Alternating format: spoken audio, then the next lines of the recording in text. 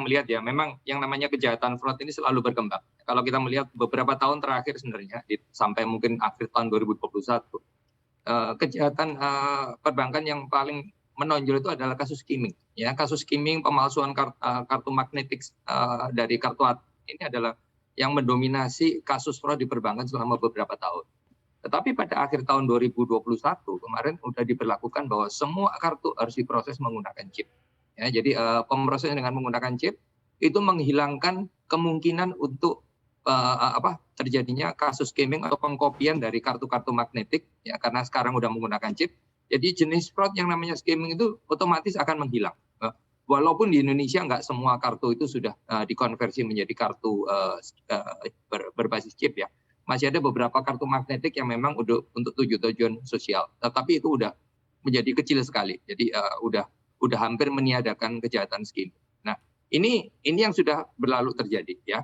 Tetapi kita melihat tadi seperti sudah disampaikan tadi di CNBC News tadi, ya, ada bicara mengenai bagaimana modus yang lain mengenai SIM swap, ya kan, call forward, dan juga social engineering. Nah, ini yang kita lihatnya namanya kejahatan selalu berkembang, walaupun kita tahu bahwa itu terjadi evolusi udah beberapa waktu juga sudah terjadi, tapi kita melihatnya memang berjalannya waktu akan selalu terjadi permasalahan-permasalahan di dalam hal fraud ini, ya. Dan tentunya kita akan sebagai industri kita akan melihatnya itu harus dari kacamata yang komprehensif, ya.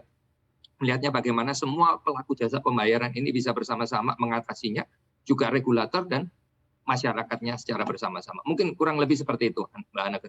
Baik, apa indikasi yang ditangkap ASPI dalam semakin berkembangnya kasus-kasus ini? Apakah ini menandakan memang terjadi kemajuan di masyarakat atau justru malah kemunduran?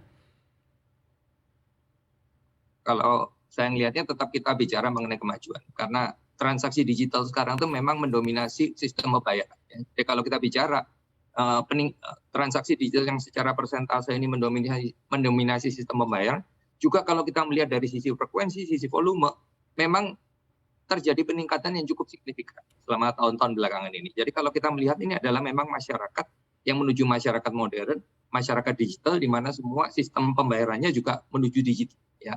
Jadi kalau kita bicara mengenai digitalisasinya tumbuh dengan pesat, ternyata memang fraudster itu juga mengikuti di belakang. Karena kalaupun kita nggak bicara digital, yang namanya kejadian fraud, kejahatan itu selalu terjadi. Dan pada saat transaksinya beralih menuju digital, maka kejahatan mereka juga beralih juga menuju digital, mengikuti mana follow the money. Ya. Jadi kita melihatnya adalah suatu pertumbuhan transaksi yang besar, tetapi memang diikuti oleh fraudster yang mengikuti untuk mencoba mendapatkan keuntungan dari pertumbuhan transaksi di area digital ini. PYB artinya untuk ke depan strategi apa ya mungkin harus terus diperhatikan oleh institusi keuangan, seiring juga dengan kalau kita lihat pelaku kejahatan yang bahkan terus mengembangkan kejahatannya ini?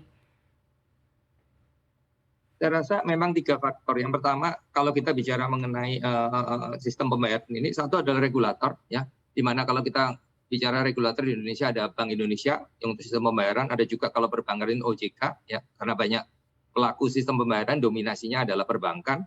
Kemudian yang kedua adalah, itu yang pertama adalah regulator, yang kedua adalah PJP-nya, pelaku jasa pembayarannya, ya. Pelaku jasa pembayaran ini adalah banyak sekali perbankan, fintech, telco, digital company, semuanya sekarang masuk ke sistem pembayar, ya. Jadi ini adalah institusi-institusi yang bertanggung jawab terhadap sistem pembayaran. Dan yang ketiga adalah nasabah sendiri, ya, atau customer-nya. Kalau kita bicara tiga faktor ini, tentunya masing-masing mempunyai tanggung jawabnya masing-masing, ya. Regulator memastikan bahwa sistem pembayaran berjalan dengan baik, memberikan regulasi yang tepat, ya kan, bagaimana mengatur penyelenggara sistem pembayaran, dibuat aturan-aturannya sehingga PJP ini juga bisa melakukan pengamanan yang penting, yang seperlunya dijalankan dengan baik, dan juga pengawasan, ya, melakukan auditing terhadap PJP ini, ya, penyelenggara sistem pembayar. Yang kedua adalah PJP-nya sendiri, ya. PJP ini harus bisa melakukan penguatan terhadap sistemnya, ya. Baik dari sisi people-nya, orang-orangnya harus mempunyai kompetensi yang baik. Kedua, dari sisi bisnis prosesnya, bagaimana prosesnya bisa berjalan dengan baik, mengamankan nasabah, transaksi itu berjalan dengan sempurna, ya, ada pengamanan di kanan kirinya, dan juga faktor teknologi. penguatan terhadap teknologi, baik teknologi online, juga teknologi terhadap pengamanan sistem data center, sistem komputerisasi secara keseluruhan.